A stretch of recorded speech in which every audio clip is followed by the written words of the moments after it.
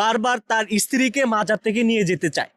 অথচ আমরা কিছু কিছু সময় ক্ষেত্রে দেখে থাকি স্ত্রী চলে গেছে, যাক আমি আরেক জায়গায় বিয়ে করব।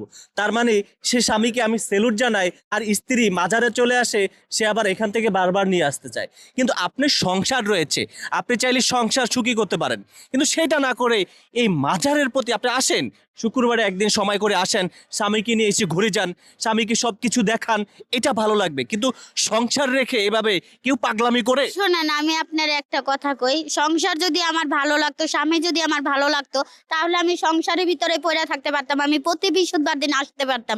কিন্তু আমি 1 মিনিটের জন্য যদি আমি বাইরে যাই, আমার শাহালির প্রতি আমার অন্যরকম লাগে, আর আমি থাকতে পারি না।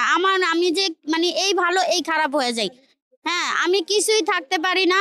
আর আমি তো বলি নাই যে আমার স্বামী খারাপ, আমার স্বামী শতগুণে অনেক ভালো। শাহালিকে কয়ে দিছে বলে ফুলের মালা এনে পাগল সেজে ঘুরবার।